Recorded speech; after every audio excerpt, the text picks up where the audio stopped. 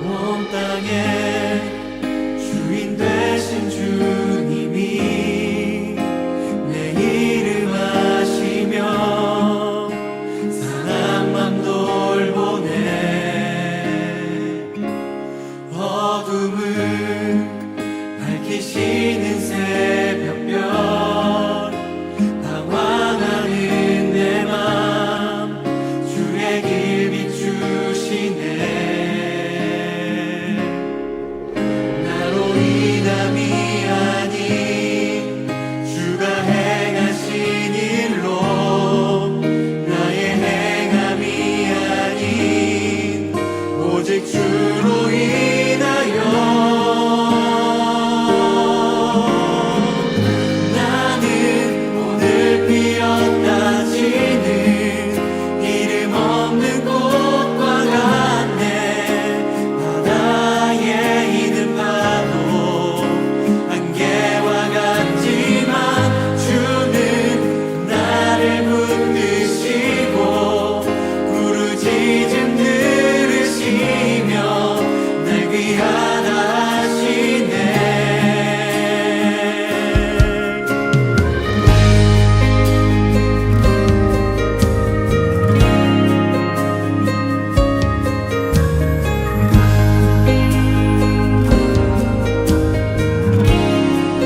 주님은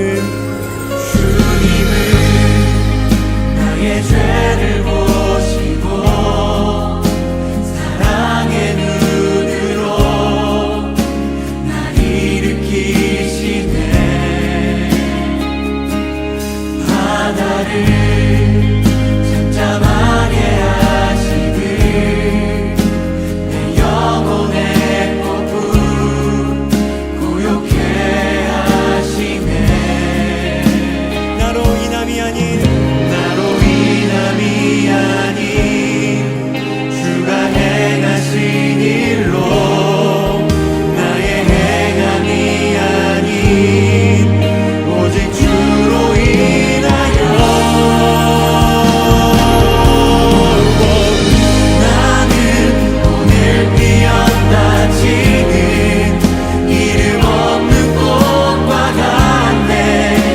바다에 있는 파도 안개와 같지만 주는 나를 붙드시고 부르짖음 들으시며 날 귀하다 하시네. 나는 오늘 피었다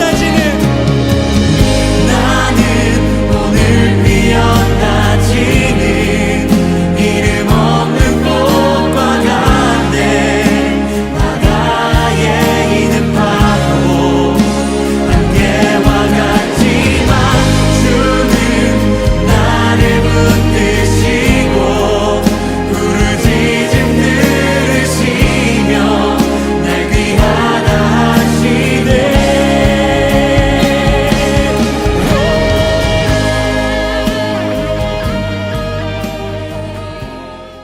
제6장.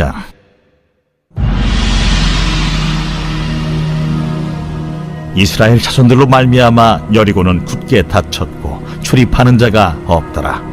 여호와께서 여호수아에게 이르시되 보라, 내가 여리고와 그 왕과 용사들을 내 손에 넘겨주었으니 너희 모든 군사는 그 성을 둘러 성주위를 매일 한 번씩 돌 때 엿새 동안을 그리하라. 제사장 7은 7 양각 나팔을 잡고 언약궤 앞에서 나아갈 것이요 7째 날에는 그 성을 7번 돌며 그 제사장들은 나팔을 불 것이며 제사장들이 양각 나팔을 길게 불어 그 나팔 소리가 너희에게 들릴 때에는 백성은 다 큰 소리로 외쳐 부를 것이라. 그리하면 그 성벽이 무너져 내리리니 백성은 각기 앞으로 올라갈지니라. 눈의 아들 여호수아가 제사장들을 불러 그들에게 이르되 너희는 언약궤를 메고 제사장 7은 양각 나팔 7을 잡고 여호와의 궤 앞에서 나아가라 하고 또 백성에게 이르되 나아가서 그 성을 돌되 무장한 자들이 여호와의 궤 앞에서 나아갈지니라. 여호수아가 백성에게 이르기를 마침에 제사장 7은 양각 나팔 7을 잡고 여호와 앞에서 나아가며 나팔을 불고 여호와의 언약궤는 그 뒤를 따르며 그 무장한 자들은 나팔 부는 제사장들 앞에서 행진하며 후군은 궤 뒤를 따르고 제사장들은 나팔을 불며 행진하더라. 여호수아가 백성에게 명령하여 이르되 너희는 외치지 말며 너희 음성을 들리게 하지 말며 너희 입에서 아무 말도 내지 말라. 그리하다가 내가 너희에게 명령하여 외치라 하는 날에 외칠지니라. 하고 여호와의 궤가 그 성을 한 번 돌게 하고 그들이 진영으로 들어와서 진영에서 자니라. 또 여호수아가 아침에 일찍이 일어나니 제사장들이 여호와의 궤를 메고 제사장 7은 양각 나팔 7을 잡고 여호와의 궤 앞에서 계속 행진하며 나팔을 불고 무장한 자들은 그 앞에 행진하며 후군은 여호와의 궤 뒤를 따르고 제사장들은 나팔을 불며 행진하니라. 그 둘째 날에도 그 성을 한 번 돌고 진영으로 돌아오니라. 엿새 동안을 이같이 행하니라. 11월 19일 6.19 온전한 기도에 오신 여러분을 환영합니다. 이스라엘의 광야 2세 때는 길갈에서 할례를 행한 후에 본격적으로 가나안 땅을 향한 걸음을 옮기게 됩니다. 지난주 6.19 온전한 기도에서 나눴던 것처럼 여호수아서는 예수님의 사역과 부활 그리고 성령의 역사로 이어지는 통로로 읽어야 합니다. 이는 모세와 선지자들의 모든 글이 예수님을 가리킨다라고 하신 예수님의 말씀에 근거합니다. 이 관점을 통해 여호수아서를 묵상한다면 우리는 단순한 가나안 정복 역사가 아니라 부활하신 예수 그리스도의 사역에 연결된 깊은 은혜를 누릴 수 있습니다. 오늘 본문 역시 마찬가지입니다. 여리고 전투는 가나안 정복의 첫 관문이지만 동시에 예수님의 구원 사역을 비추어 볼 수 있는 중요한 장면입니다. 여리고성을 바라보는 이스라엘 진영의 모습이 본문의 배경입니다. 여호수아는 두 정탐꾼이 가져온 정보를 통해 여리고의 상태를 이미 알고 있었습니다. 여리고 사람들은 두려움으로 마음이 녹아 정신을 잃은 상태였지만 그 가운데 하나님과 여호수아의 두 정탐꾼을 받아들인 이는 라합 한 사람뿐이었습니다. 이 장면은 종말에 임할 하나님의 심판 앞에서 세상이 보일 반응을 미리 보여줍니다. 하나님을 모르는 자에게는 두려움이, 하나님과 깊은 교제로 살아가는 자에게는 기쁨이 나타나는 것입니다.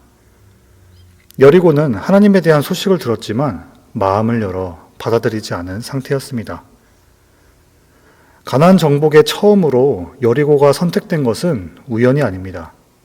여리고는 지리적으로도 신학적으로도 의미가 깊은 곳입니다. 하나님은 왜 첫 관문을 이곳으로 택하셨을까요? 여리고는 지리적으로 사해 서북쪽에 있는 유대 광야에 위치합니다. 신명기 12장 10절 말씀, 너희가 요단을 건너 너희 하나님 여호와께서 너희에게 기업으로 주시는 땅에 거주하게 될 때, 또는 여호와께서 너희에게 너희 주위의 모든 대적을 이기게 하시고 너희에게 안식을 주사 너희를 평안히 거주하게 하실 때에. 아멘. 하나님은 그분의 백성을 안식과 평안 가운데 거하게 하려 하셨습니다. 즉 여리고 전투의 목적 역시 단순한 멸망이 아니라 구원과 안식의 회복이었습니다. 라합 외에는 여리고성에 하나님을 받아들인 자가 없었을 뿐 하나님은 여전히 모든 민족이 구원을 얻어 하나님의 안식에 들어오기를 원하셨습니다. 하지만 본문은 여리고성의 마음이 굳게 닫혀 있음을 강조하고 있습니다. 1절에서 이스라엘 자손들로 말미암아 여리고는 굳게 닫혔고 출입하는 자가 없었다라고 기록합니다. 그들의 두려움은 단순히 이스라엘뿐만이 아닙니다. 그들의 마음과 영적 귀 역시 굳게 닫혀 있었기 때문입니다. 오늘 걸어 잠근 도시처럼 그들의 내면도 하나님을 향해 잠겨 있었습니다. 반면에 라합은 들음으로 하나님께 마음을 열었습니다. 라합은 이 땅이 아니라 하나님께 소망을 둔 참된 의인의 모습을 보여줍니다. 마태복음 21장 5절 말씀, 시온 딸에게 이르기를 내 왕이 내게 임하나니 그는 겸손하여 나귀 곧 멍에 매는 짐승의 새끼를 탔도다 하라 하였느니라. 우리가 잘 아는 예루살렘 성전에 입성하시는 어린 나귀를 타고 들어오시는 예수님의 모습입니다. 예수님은 선지자의 예언을 이루시고 시온의 딸들은 종려나무를 들고 호산나 외치며 기쁘게 맞이했습니다. 시온의 딸들이 들었던 종려나무는 히브리어로 타맘이라고 합니다. 타맘이라는 이 히브리어 단어는 성경에서 의인과 많은 연결이 있습니다. 시편 92편 12절, 의인은 종려나무같이 번성하며 레바논의 백향목같이 성장하리로다. 안식일의 찬송을 기록한 시편 92편에는 의인을 종려나무 같다라고 말합니다. 창세기 6장에서 타락의 모습을 말할 때 하나님의 아들들이 하나님을 떠나 사람의 딸들을 탐했던 것을 말합니다.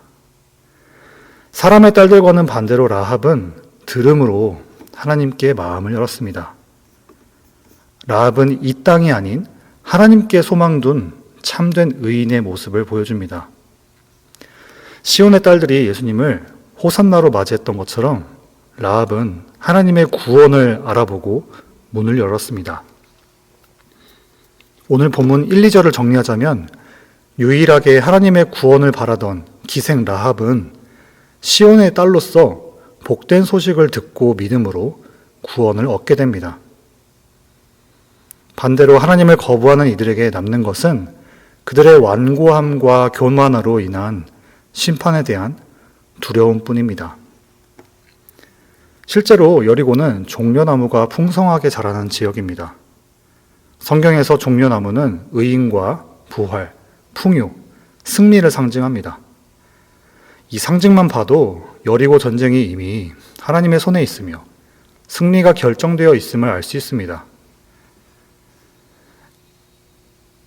오늘 본문 2절, 여호와께서 여호수아에게 이르시되 보라, 내가 여리고와 그 왕과 용사들을 내 손에 넘겨 주었으니. 여리고 전쟁은 이미 승리였습니다. 우리 인생의 모든 전쟁 역시 하나님을 마음에 받아들이는 믿음과 예수님의 말씀에 순종하는 일에 승부가 있습니다. 본문 3절부터 5절까지 하나님은 여호수아에게 전략을 주십니다. 6일 동안 성을 하루 한 바퀴씩 돌고 마지막 7일째에는 7바퀴를 돌며 제사장들이 뿔나파를 불고 백성들은 큰 소리로 외치라고 하십니다. 이때 성벽은 스스로 무너지게 됩니다. 6절과 7절에서 여호수아는 이 명령을 듣자마자 즉시 제사장과 백성에게 전달하고 순종했습니다. 8절부터 9절에서는 첫째 날의 행진이 시작됩니다. 제사장들은 언약궤와 함께 뿔나파를 불고 무정한 군사가 앞서며 백성은 침묵 속에서 여리고성을 돕니다. 10절, 여호수아는 이스라엘에게 침묵할 것을 명령하고 명령하여 외치라 하는 날에 외칠 것을 말합니다. 11절, 제사장들의 뿔나팔 외에는 정막만 있던 이스라엘의 침묵의 행진 첫날을 마치고 진영으로 돌아와 자게 됩니다. 12절부터 14절, 여호수아는 아침 일찍 일어나 첫날과 같이 둘째 날도 제사장 뿔나파를 불고 진영으로 돌아옵니다. 여호수아는 외치라는 명령이 있기 전까지 절대 소리내지 말라고 지시합니다. 이 침묵은 단순한 절제가 아니라 순종의 고백이며 자기 부인의 시간이었습니다. 6일 동안 오직 제사장의 나팔 소리만 여리고에 울렸습니다.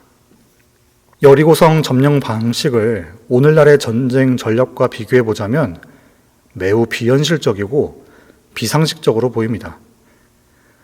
그러나 이것이 바로 하나님께서 일하시는 방식이며 사도 바울이 말한 복음의 방식과도 같습니다.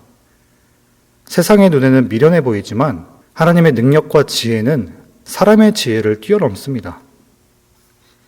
여리고성 7일간의 전략은 십자가 앞에서 자아를 내려놓는 삶, 그리고 성령의 나타나심과 능력으로 순종하는 삶을 상징합니다.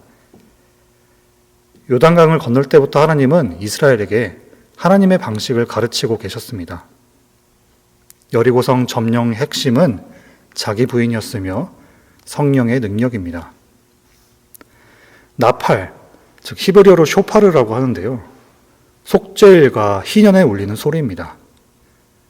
죄에서 자유케 되는 날을 선포하는 소리입니다. 여리고 전쟁에서 울려 퍼진 뿔나팔은 회개의 부름이자 희년의 선포였으며 복음의 소리였습니다. 진리가 너희를 자유케 하리라. 아멘. 누가복음 4장 18절에서 19절. 주의 성령이 내게 임하셨으니 이는 가난한 자에게 복음을 전하게 하시려고 내게 기름을 부으시고 나를 보내사 포로된 자에게 자유를, 눈먼 자에게 다시 보게 함을 전파하며 눌린 자를 자유롭게 하고 주의 은혜의 해를 전파하게 하려 하심이라 하였더라. 아멘.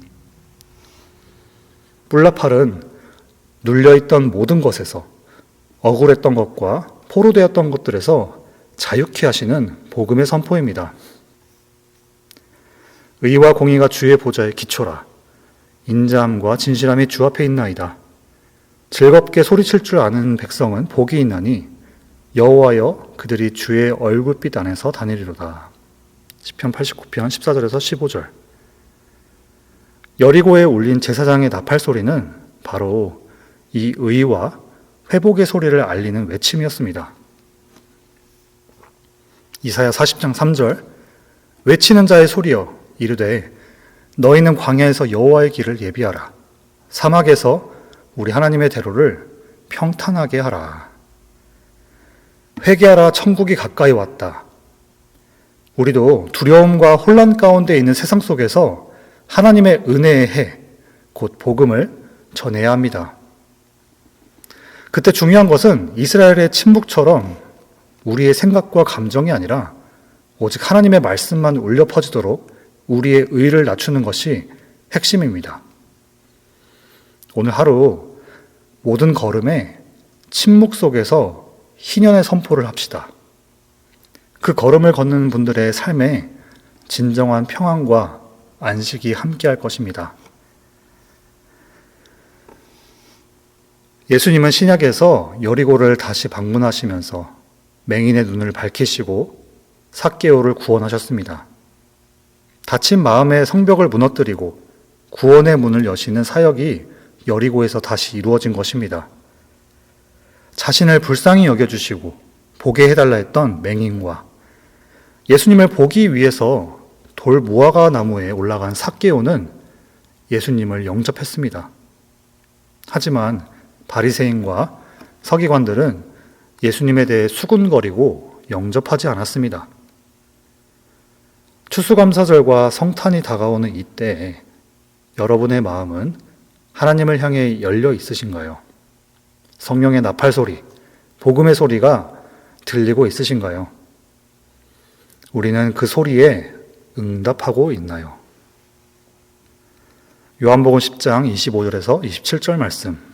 예수께서 대답하시되 내가 너희에게 말하였으되 믿지 아니하는도다. 내가 내 아버지의 이름으로 행하는 일들이 나를 증거하는 것이거늘 너희가 내 양이 아니므로 믿지 아니하는도다. 내 양은 내 음성을 들으며 나는 그들을 알며 그들은 나를 따르느니라. 제사장의 나팔 소리는 목자의 음성입니다. 그 음성을 듣고 반응하는 자는 모두 하나님의 양입니다.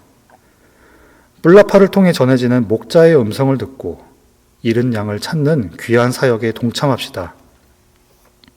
라합처럼 종려나무를 들며 호산나를 외쳤던 시온의 딸들처럼 하나님의 안식에 들어가는 믿음의 사람 되시기를 축복합니다.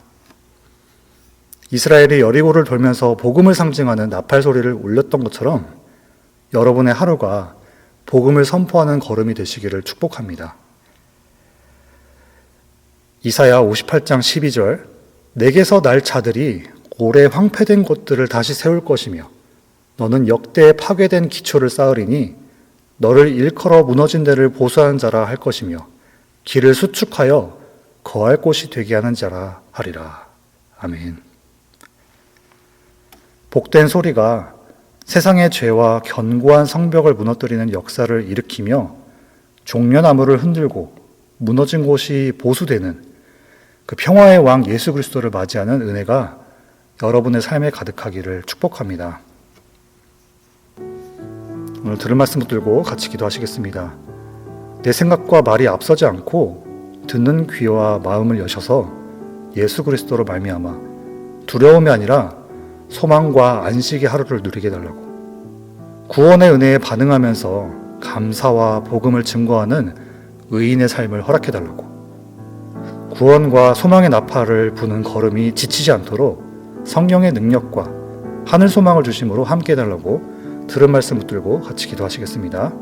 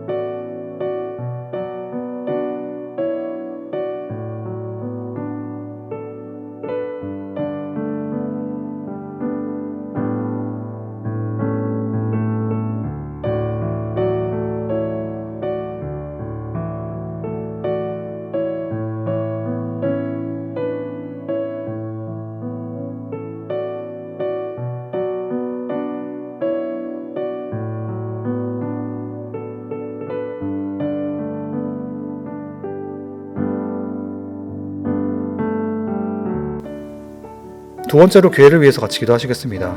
한어부와 영어부 모든 목장 사역과 다음 세대 사역에 성령에 감동된 일꾼들을 세우시고 영적인 풍성함과 회복, 연합, 열매를 맺게 달라고, 올 한 해 남은 교회 사역과 내년 사역을 준비하는 모든 과정에 하나님께서 함께 달라고, 가정에서 열방에 이르는 복음의 통로가 되는 그런 교회가 되게 해달라고, 투병 중이거나 그리고 경제적 어려움 가운데 계신 분들과 함께 하시고 모든 가정에 하나님의 긍휼과 평강을 허락해달라고 교회를 위해서 같이 기도하시겠습니다.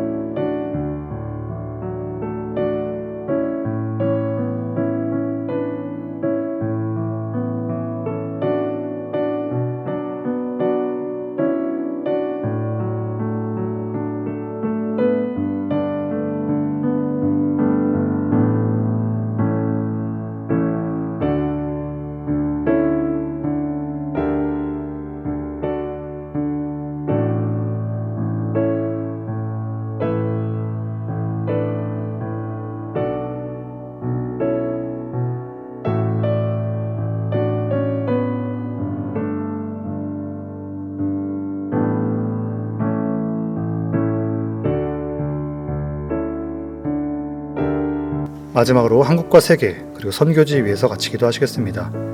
조국 대한민국과 미국 그리고 전 세계에 공의와 자비 하나님께서 함께 해달라고, 모든 교회가 이 세대를 향한 애통한 마음 갖게 하시고 각자의 자리에서 복음의 열매를 맺게 하시고 하나님의 나라가 교회를 통해서 선포되게 해달라고, 조유셉 김은경 선교사님의 거주권 획득 과정에 순탄케 하시고 두 분 마음의 평안함 허락하시고 목자 없는 양들에게 자유를 주시는 그런 선포하는 나팔로 사용되게 해달라고, 우리 교회가 후원하고 있는 각 나라에 계신 선교사님들과 또 가정에 성령 충만함과 삶과 사역에 복음의 열매가 그리고 기쁨이 허락해달라고 한국과 세계 그리고 선교지 위해서 같이 기도하시겠습니다.